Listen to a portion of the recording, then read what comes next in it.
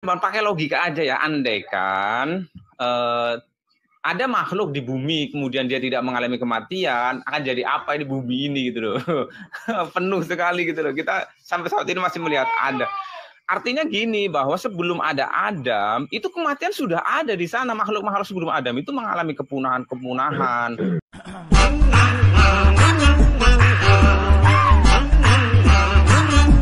Ya, silakan Asta Indrayana, selamat malam. Mau bertanya atau ditanya atau mau menanggapi, tadi siang kami ada berdiskusi di mana ada seorang muslim mengatakan bahwa Muhammad itu pendosa atau memiliki dosa, gimana? Ya, selamat malam Bang. Malam, silakan. Ya, gini, kalau sebenarnya gini, para nabi itu maksum itu artinya terjaga dari dosa. Kalau nabi itu punya salah, ya saya akui itu. Tapi kalau nabi punya dosa, itu yang saya tidak setuju. Setuju, benar. Saya pun tadi mengatakan, ya saya juga mengatakan tadi, saya tidak pernah mengatakan Muhammad berdosa, saya bilang. Tapi dia ngotot Muhammad berdosa. Ya kalau berdosa ngapain kau mengikut pendosa, saya bilang. Tinggalkan saja. Nah, di dalam agama Islam siapa orang sucinya yang tidak punya dosa? Tidak ada, sebenarnya tidak. Yang tidak punya dosa. Kalau tidak punya dosa, para nabi tidak punya dosa, Bang. Tapi kalau tidak punya salah, itu semua punya salah. Jadi nabi nggak punya dosa ya? Iya. Ya. Kamu tahu kenapa ada kematian di dalam Islam? Apa dasar kematian dalam Islam? Dasar kematian dalam Islam karena gini Bang, kalau di khasanah keislaman bahwa selain Tuhan itu pasti akan mengalami kematian. Ya, kenapa mati? Selain Tuhan itu kenapa mati? Iya, karena sifat selain Tuhan itu tidak kekal, jadi harus mengalami kematian. Ya, di sorga apakah adalah tempat yang kekal? Iya, betul. Di sorga, iya betul. Ya. Kalau di sorga tempat yang kekal, bagaimana kamu mengatakan bahwa malaikat di dalam sorga bisa mati? Bahwa Adam di dalam sorga bisa mati? Iya, gini Bang, maksudnya gini loh Bang. Malaikat itu di sorga itu, jadi kalau dalam Islam itu nanti ketika hari kiamat itu malaikat-malaikat akan mati kemudian dibangkitkan lagi. Adam jelas Adam. Jadi kalau sudah masuk ke sorga maka sudah kekal, tapi intinya bahwa makhluk-makhluk itu sudah pernah mengalami kematian. Berarti diusir dulu semua isi sorga biar mati, baru dimasukkan kembali ke sorga, begitu?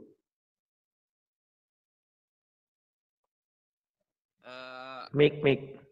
Ya, ada anakku tadi, anakku ngomong. Semua yang bernafas itu termasuk Adam dan makhluk-makhluk yang lain itu nanti akan mengalami kematian. Bahkan malaikat-malaikat yang menjaga, ada lagi makhluk-makhluk yang lain itu nanti akan mengalami kematian terlebih dahulu, setelah itu dibangkitkan. Jadi intinya, bisa kasih ayat malaikat mati? Ya gini, sebenarnya gini, kalau di Al-Quran itu ada ayatnya di surat Ar-Rahman itu bukan di Ar-Rahman. Kalau di Ar-Rahman itu astagfirullahaladzim, sebentar ini. Sebentar. Ya, sebentar. Oke. Dia baru punya anak kecil kawan, mungkin anak pertama atau anak kedua ya, nggak masalah lah. Ya, anak kedua. 2 tahun. Ya, silakan. Bisa kasih ayatnya di mana dikatakan malaikat mati? Surah Ar-Rahman. Ya, kalau di Ar-Rahman itu sama di surat yang lain itu memang tidak menyebutkan malaikat, tapi kullun nafsin dha'iqatul maut, segala yang punya jiwa itu akan mengalami kematian. Kalau di surat Ar-Rahman, kulluman 'alaiha fan, setiap manusia itu akan mengalami kefanaan, kematian. Wa yabqa wajhu rabbika, kecuali wajah Tuhanmu. Jadi itu majas tempor paste ya. Kecuali wajah Tuhanmu, maksudnya kecuali Tuhan gitulah. Dia akan kekal selama-lama.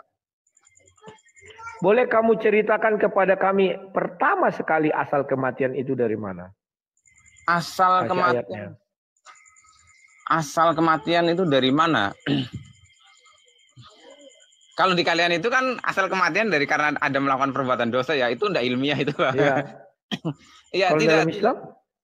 Kalau di dalam Islam itu bahwa kodrat selain Tuhan pasti akan mengalami kematian. Sebelum adanya Adam, itu makhluk-makhluk Tuhan sudah mengalami kematian. Bayangkan, ada Bang. Ayatnya? Iya, kalau di ayatnya di Al-Baqarah 230 di surat 2 ayat 30 itu ketika Tuhan ingin menjadikan manusia sebagai khalifah di muka bumi, itu malaikat itu protes gitu. Ada alufiha mayusidu fiha. Apakah engkau akan menjadikan orang lagi yang suka yang hanya merusak yusidu fiha, yang hanya merusak di muka bumi, wa yasfiku dima, dan menumpahkan darah gitu loh. Jadi sebelum ada Adam itu ada makhluk yang kerjaannya cuma merusak muka bumi, kemudian menumpah, saling berperang. Itu kalau di ayat surat 2 ayat 30, artinya sebelum Adam itu ke bumi, itu di sana ada makhluk-makhluk. Salah satunya adalah hewan-hewan ya, hewan-hewan purba itu dia mengalami kematian. Ya, kalau di situ dibilang bukan makhluk tapi orang. Iya, sebelum si Adam sudah ada orang-orang di bumi? Kalau bicara tentang ayat 230 itu memang tafsirnya penuh misteri ya, karena ketika Tuhan mau menjadikan khalifah, yaitu wakil di muka bumi, yang ditafsirnya itu sebagai Adam, tafsirnya loh ya, itu malaikat protes seakan-akan sebelum khalifah itu sudah ada makhluk seperti dia yang kerjaannya hanya merusak bumi dan menumpahkan darah.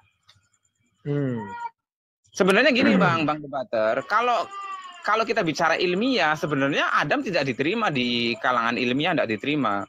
Itu hanya mitos gitu loh Bang, kalau di ilmiah loh ya. Misalkan gini, kalau di kami itu kan di Jannah ya, dia di taman tapi tidak disebutkan di mana tamannya. Kalau di kalian kan jelas pertemuan antara Sungai Tigris dan Sungai Efrat. Sementara jejak arkeologisnya itu sama sekali tidak ditemukan gitu loh. Makanya banyak ahli-ahli arkeolog, ahli sejarah mengatakan bahwa kisah Adam itu mitologi saja, hanya kiasan saja. Oh, itu mungkin Adam yang di dalam Al-Quran mitologi. Kalau Adam di dalam Bible, dia itu kan hidupnya di Taman Eden. Taman Eden itu berada di dalam kerajaan sorga. Bukan di bumi. Yang gimana? Berarti beda ya. Maksudnya gini loh Bang, kalau di kalian beda. Itu kan sudah jelas bahwa Adam itu di taman yang lokasinya di pertemuan antara Tigris dan Ufrat. Jadi itu bumi Bang. Kalau 4, Gihon, Pison, Efrat, Tigris. 4, bukan 2. Iya. Yang 2 itu di bumi. Yang 4 itu di Taman Eden, yakni sorga. Baca surah 2, ya Al-Baqarah apa?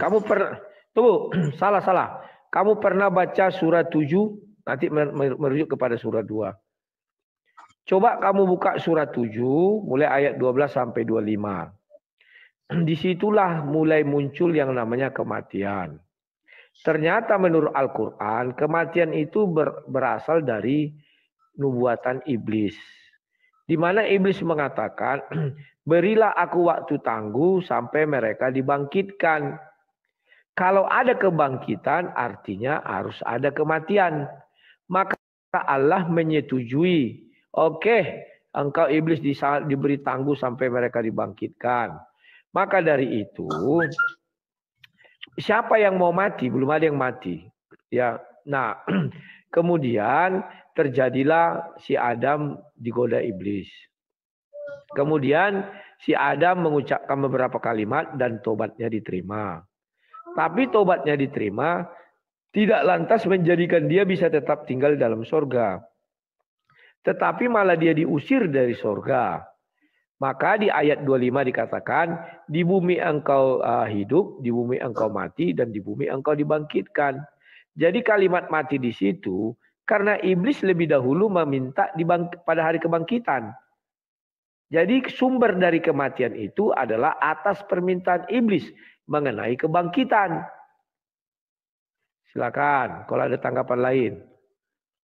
Ya, oke. Jadi gini Bang, Sebenarnya saya juga tidak anti dengan teori yang dikemukakan oleh Paulus ya, bahwa upah dosa adalah kematian gitu loh. Karena di surga itu harusnya kekal gitu loh. Karena ada melakukan kesalahan kemudian diusir ke bumi, maka sudah otomatis sebab hukum sebab akibat dunia ini terjadi, sehingga siapapun yang hidup di dunia dia harus mengalami kematian. Ini saya mencoba untuk menghormati teori di kalian ya. Tapi gini Bang, kalau di dalam Islam sebenarnya ketika Tuhan ingin menciptakan Adam, itu memang Tuhan sudah sengaja ingin menjadikan dia sebagai khalifah di muka bumi. Sehingga teman-teman muslim itu selalu gini loh, bahwa sebenarnya Adam melanggar itu hanya kisah drama. Tuhan sudah menentukan itulah. Jadi Tuhan itu sebagai zat yang maha kuasa, yang maha berkehendak, sejatinya sudah tahu bahwa Adam dia nanti akan melanggar gitu. Karena memang tujuan Tuhan menciptakan Adam itu dia menjadi khalifah di muka bumi. Makanya ayatnya bunyinya inni ja'ilun fil ardi khalifah. Kami jadikan di muka bumi khalifah, yaitu wakil atau penguasa di bumi. Nah, coba kamu perhatikan surah 2 ayat 30 itu. Ada nggak dikatakan di sana bahwa khalifah itu harus berdosa lebih dahulu? Kan tidak. Kalau Tuhan ingin menjadikan dia khalifah di muka bumi, ya setelah dari sorga dipindahkannya ke bumi kan bisa. Tidak ada di situ dikatakan harus jatuh ke dalam dosa, baru manusia bisa dipindahkan ke bumi. Sama dengan orang Kristen.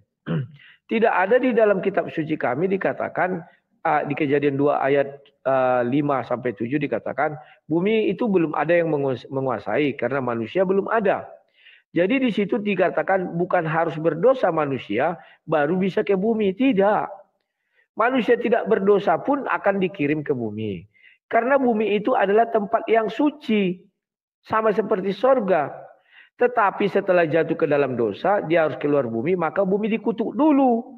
Karena tidak mungkin tempat yang suci menerima orang berdosa. Kalau tempat yang suci menerima orang berdosa, lebih bagus dia tinggal tetap di Eden. Tapi dia karena berdosa harus dibuang ke tempat yang tidak suci.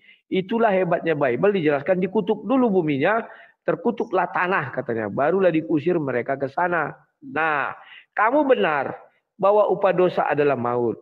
Gara-gara si iblis itu berdosa kepada Allah, dia meminta waktu tangguh sampai hari mereka dibangkitkan, maka Tuhan harus membuat kematian. Jadi kematian itu adalah karena iblis. Paham ya? Karena permintaan dia harus dibangkitkan. Maka Tuhan membuat sebuah kematian. Itulah upah daripada dosa kesombongan iblis. Kamu setuju atau tidak? Tolong dibantah. Ya, sebenarnya gini Bang. Apa yang tadi dikemukakan oleh Bang Debater, bagian saya ungkapkan itu sebenarnya secara ilmiah itu ditolak itu. Secara ilmiah ditolak karena sebelum kehadiran Adam itu sudah menjadi hukum sebab akibat bahwa makhluk hidup yang ada di muka bumi itu pasti akan mengalami kepunahan, akan mengalami kematian. Bayangkan Bang, pakai logika aja ya, andaikan ada makhluk di bumi kemudian dia tidak mengalami kematian, akan jadi apa ini bumi ini gitu loh. Penuh sekali gitu loh. Kita sampai saat ini masih melihat ada. Artinya gini, bahwa sebelum ada Adam, itu kematian sudah ada di sana. Makhluk-makhluk sebelum Adam itu mengalami kepunahan, mengalami evolusi. Tidak ada satupun makhluk di muka bumi secara sains ya, yang dia hidup terus. Tidak ada. Apapun pasti mati. Kita bicara agama dulu aja, jangan sains. Karena kalau sains itu udah bertolak belakang dengan Al-Quran. Sains mengatakan manusia itu tercipta dari kera. Al-Quran mengatakan kera itu tercipta dari manusia. Jadi nggak usah sains dulu, bicara agama saja yang ada di kitabmu itu kemukakan. Saya dengar, silakan.